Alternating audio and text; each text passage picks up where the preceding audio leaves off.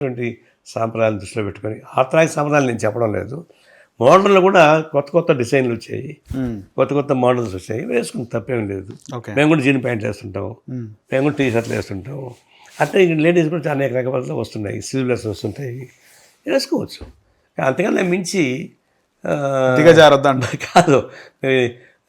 కంగనా రనౌత్ సినిమాలలో అర్ధనగ్న ప్రదర్శన చేస్తుంది, అట్లాగా చేస్తే ఆ సినిమా సరిపోద్ది అని బయట సరిపోదు కదా. అది ఆయన చెప్పాడు, కొంచెం మిస్ఫైర్ అయింది, ఆయన సర్దుకున్నాడు. ఇంక దాని గురించి చర్చ అవసరం లేదు వాస్తవం. ఓకే, కానీ అనసూయ లాంటి వాళ్ళు ఇంకా కామెంట్స్ చేయడం, మాట్లాడడం ఇవన్నీ జరుగుతున్నాయి. అనసూయ, జబర్దస్త్ అనసూయ ఏం మాట్లాడతాం వాళ్ళ గురించి?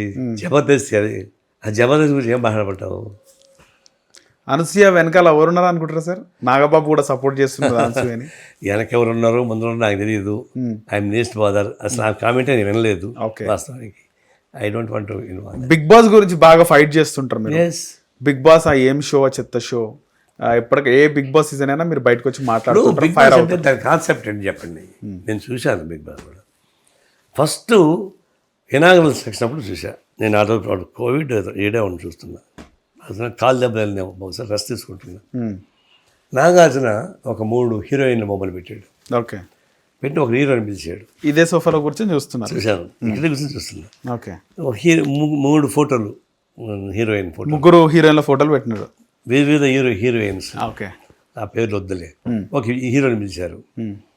వచ్చి దీనిలో ఉండే వాళ్ళలో ఏ అమ్మాయితో ముద్దు పెట్టుకుంటావు, ఏ అమ్మాయితో డేటింగ్ చేస్తావు, ఏ అమ్మాయితో పెళ్లి చేసుకుంటావు అని అడిగాడు. ఓకే, అతను ఈ అమ్మాయితో ముద్దు పెట్టుకుంటా, ఆ అమ్మాయితో డేటింగ్ చేస్తా, ఈ అమ్మాయిని పెళ్లి చేసుకుంటా. నాకు కడుపు మండిపోయింది. ఏంటి culture? Nagarjuna popular person, Bigg Boss పెద్ద వ్యవస్థ అది. దానిలో ఇంత హీనాతిహీనమైన సంస్కృతి, ఒక అబ్బాయి ముగ్గురిని ఎంగేజ్ చేయని సంస్కృతి సిగ్నల్ పోతే ఈ సమాజం పనికి వస్తుందా? నేను వెంటనే వ్యతిరేకించాను. ఇది బూతుల పురాణం, ఇది దీని జోలికి పోకూడదని. ఆ తర్వాత ప్రూవ్ అయింది. లోపల వాళ్ళు ఏమేమి పనులు చేస్తారు. ఒక మాటనండి, ఇప్పుడు మంచి యువకులు, అక్కా చెల్లెలు కాదు, అన్నా తమ్ముళ్ళు కాదు, భార్యాభర్తలు కాదు, వాళ్ళందరినీ తీసుకొచ్చి ఒక 50-100 మంది ఒక రూమ్లో పడేసి, ఒక గది ఒక హాల్లో పడేసి 100 రోజులు బట్టి మీ ఇష్టం చేసుకోండి, తినండి తాగడం వదిలిపెట్టిన తర్వాత వాళ్ళు ఊరుకుంటారా? రెండేకాల నష్టం. ఒకటి, అంత ఏజ్లో ఉన్నవాళ్ళు బయట ఉంటే సమాజానికి ఉపయోగపడతారు. నేషనల్ ఇన్కమ్ ఇది, ఏదో ఒక పని చేస్తావు కదా. మొత్తం 100 రోజులు దాన్ని పడేసి పెడితే నేషనల్ ఇన్కమ్ పోయింది. రెండోది, వాళ్ళకి ఆడున్న యువకులు ఊరుకుంటారా? బయలాజికల్ ప్రాబ్లమ్స్ ఉండవా? వాళ్ళకున్న అంతకాలం ఉంటే చేయడం అలవాటు. బయటికి ఏం వస్తుంది? అది ఈ లోపల ఏం చేస్తారు వీళ్ళు? వ్యభిచారం చేస్తారా అభిప్రాయం వస్తుంది. ఏమి లేదు అని అంటారు. నేను 24 hours లైవ్ పెట్టమన్నా, కానీ సెలెక్టెడ్ లైవ్ పెట్టారు వాళ్ళు. అవును, దానిలో అనేక వచ్చాయి కదా, విడాకులు తీసుకొని గర్భం అయిందేంటివి, ఇంకోటి మొగుడి పడంతా కూడా చాలా వచ్చాయి కదా. అట్లాంటప్పుడు అది హీన సంస్కృతి. హీన సంస్కృతిని పెంచి పోషించడం కరెక్ట్ కాదు. అందులో అట్లాంటి హీన సంస్కృతికి బిగ్ బాస్ ఈయన నాగార్జున లాంటి మంచి కుటుంబం, అది అక్కడ నాగేశ్వర కుటుంబం, ఈయన మంచి పాపడారు. ఆయన కూడా అన్నమయ్య దానిలో హీరోగా చేశాడు. అట్లాంటి వాడు ఇట్లాంటి పనులు ఎందుకు చేయాలా? డబ్బులకి అంత కక్కుర్తి పడాలన్నా? మీకు డబ్బులు లేవా? 7 తరాల ఆస్తి ఉంది కాబట్టి డబ్బులకి ఎందుకు కక్కుర్తి పడాలా? మంచిని మీ కుటుంబం సమాధానం చేయండి అని ఇట్లాంటి హీనకలు చేయవాకండి.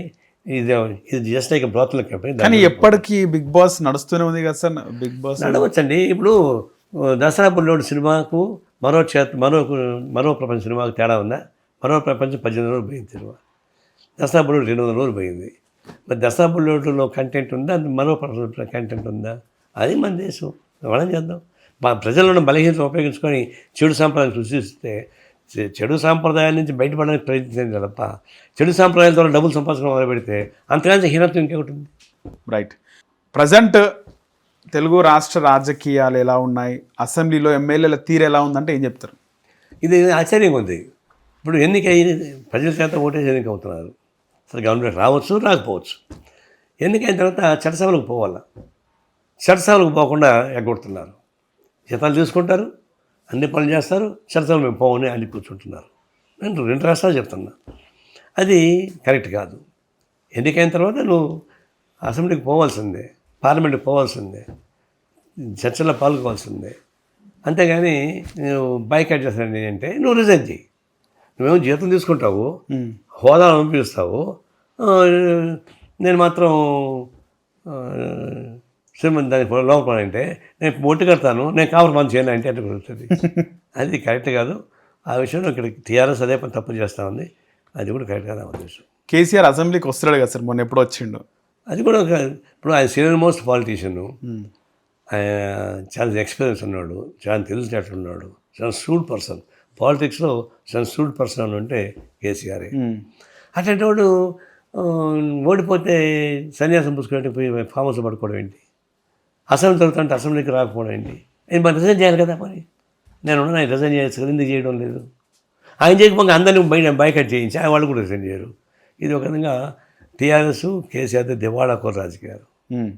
ఉద్యమంలో మీరు దగ్గరగా పనిచేసినారు కేసీఆర్కి, అంటే ఎలాంటి వాడు సార్ కేసీఆర్? అంటే ఒక మాట, కమ్యూనిస్ట్ పార్టీ సిపిఐ జాతీయ పార్టీగా ఉంటూ ఇట్లా తెలంగాణ పరిస్థితులను అన్వయం చేసుకొని సపరేట్ తెలంగాణకి పిలిపించాం.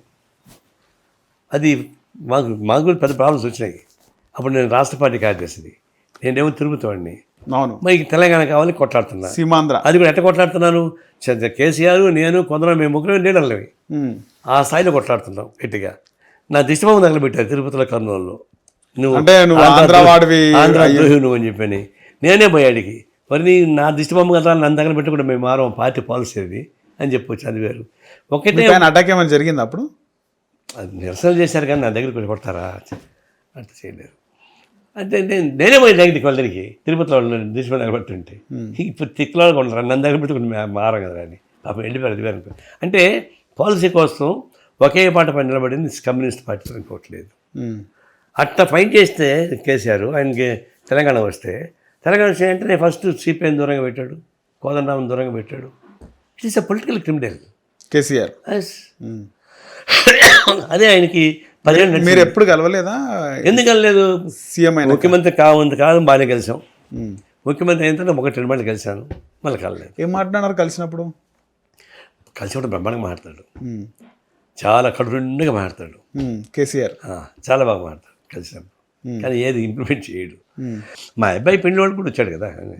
కానీ మీ పైన ఒక కామెంట్ చేసింది కదా కేసీఆర్ అప్పుడు, 2018లో కేసీఆర్ ఓడిపోకపోతే చెవు కోసుకుంటా అన్నాడు. అది కాదు కార్పొరేషన్ ఎలక్షన్స్లో 2020లోనా సార్? కార్పొరేషన్ ఎలక్షన్స్లో మీకు 100 సీట్లు దాటితే నేను చెవు కోసుకుంటాను అన్న. 100 సీట్లు వాళ్ళకి వచ్చేసినాయి. వచ్చినాక నన్ను నారాయణ జాగ్రత్త అంటే నారాయణ చెవు కోసుకోకూరి నాకే అభ్యంతరం, ఇప్పుడు చెవు కోసుకుంటాను, ఒక చెవు పత్తి ఒక చెవు ఉంటుంది. నువ్వు మెండరుకుంటున్నావు కదా, నువ్వు మెండరుకో నేను చెవు కోసుకుంటాను. దళిత ముఖ్యమంత్రి చేయకపోతే మెడ నరుక్కుంటా అన్నాడు. ఇప్పుడు ఎన్నో మాట చెప్పాడు, నేను మెడ నరుక్కుంటా అని. నువ్వు మెండరుకో, నేను చెవు కోసుకుంటా, ఒక చెవు పైన ఒక చెవు ఉంటుంది, నాకేం ప్రాబ్లం లేదు. అట్లా వచ్చింది. అది జ్యువెలరీ మార్క్ అంతే. సో ప్రజెంట్ రేవంత్ రెడ్డి ముఖ్యమంత్రిగా ఎట్లుంది సార్ పాలన? దూకుడు ముఖ్యమంత్రి, తట్టాలు పడుతున్నాడు, చేయాలి ట్రై చేస్తున్నాడు. 10 ఏళ్ళగా నాకు రిజైన్ బయట పడాలంటే కొంచెం టైం పడుతుంది. ముఖ్యమంత్రిగా ఆయన పరిపాలన ఎట్లుంది? 6 గ్యారెంటీలు పథకాలు ఎట్లున్నాయి అంటారు? అంటే ఇప్పుడు 10 ఏళ్ళగా వాళ్ళు కొన్ని చేయలేకపోయారు, కొన్ని శానిటైజ్ చేశారు. దానంతా రిపేర్ చేయడం అంత ఈజీ కాదు. ఇదే మాయల పక్షి మంత్రమా, హోమ్ రీమ్ క్లీన్ బట్టి వచ్చేదానికి టైం పడుతుంది. ఉన్నంతలో కొంత నడుస్తున్నాయి, బండి నడుస్తుంది, చేయగలరు. తర్వాత ఇంకోటి టీఆర్ఎస్ ఉన్న బలహీనత కూడా, అది టీఆర్ఎస్ కొంప కూలిపోతాను కదా, వాళ్ళ కొంపలో కొల్లూరు అయిపోయింది. ఇక ఆయనే హోమస్ పడుకున్నాడు, వాళ్ళ కూతురు ఇంకో కొంపట పెట్టింది, వాళ్ళ ఇంటర్నల్ కుటుంబంలో పొలిటికల్ న్యూసెన్స్ అయింది. ప్రాంతీయ పార్టీలు అంతా ఒక పొలిటికల్ సిస్టమ్ ఉండదు కదా, ఫ్యామిలీ సిస్టమ్ ఉంటుంది. చంద్రబాబు అయినా ఫ్యామిలీ సిస్టమే, కేసీఆర్ ఫ్యామిలీ సిస్టమే, దానిలో కైస్ అవుతుంది. అందువల్ల రేవంత్ రెడ్డికి పెద్ద ఇబ్బంది ఉంటుంది అనుకోను. ఈమె కవిత వల్ల టీఆర్ఎస్కి బాగా నష్టం ఉంటుంది. కవిత పార్టీ పెడితే ఏ విధంగా ఉంటుంది సార్ పరిస్థితి? పార్టీ హిట్ టీవీ యాప్, ఇందులో short news, live news, entertainment shows, movies, digital magazines తో పాటు మీ జిల్లా వార్తలను కూడా ఫ్రీగా చూడొచ్చు. ఇంకెందుకు ఆలస్యం, వెంటనే హిట్ టీవీ యాప్ ని డౌన్లోడ్ చేసుకుని ఫ్రీగా ఎంటర్టైన్మెంట్ పొందండి. Hit TV app. Hit TV app. Please download hit TV app. Hit TV app ని ఫ్రీగా డౌన్లోడ్ చేసుకుని ఎంజాయ్ చేయండి. మీకు నచ్చిన ఎంటర్టైన్మెంట్ కోసం హిట్ టీవీ యాప్ ని ఫ్రీగా డౌన్లోడ్ చేసుకుని ఎంజాయ్ చేయండి. హిట్ టీవీ యాప్ ని డౌన్లోడ్ చేసుకుని ఆస్వాదించండి, ఆశీర్వదించండి. ఇంతమంది సెలబ్రిటీలు హిట్ టీవీ యాప్ ని డౌన్లోడ్ చేసుకోండి అని చెప్తున్నారంటే ఎంత మంచి యాప్. ఆలోచించండి.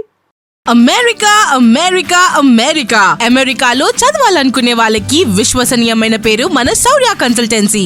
UK లో 1 year masters, UK లో 1 year masters, 2 years work permit up to 5 years visa. Contact Saurya Consultancy. Contact 89851 89851.